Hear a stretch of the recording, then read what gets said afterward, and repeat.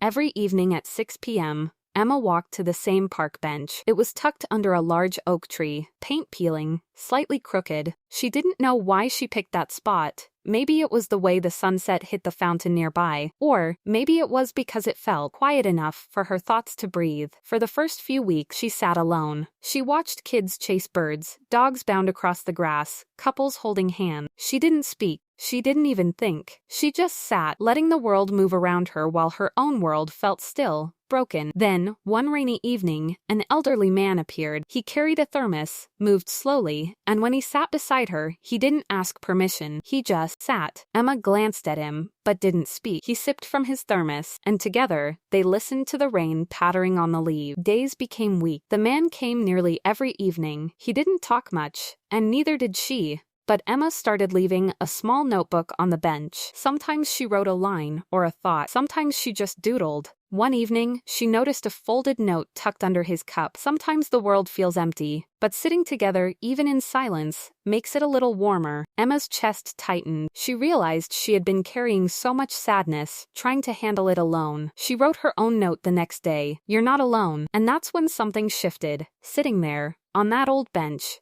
listening to the wind in the branches, Emma felt a small, fragile spark of hope. Connection didn't always need words. Healing didn't always need explanation. Sometimes, it only needed presence. Months later, she still walked to the bench. Sometimes he was there. Sometimes he wasn't. But she always sat, sometimes alone, sometimes with strangers who smiled at her. And each time, she felt it, the quiet truth that even in grief, even in waiting, someone, something, was there beside her. Because some places, and some people, remind us that we are never truly alone.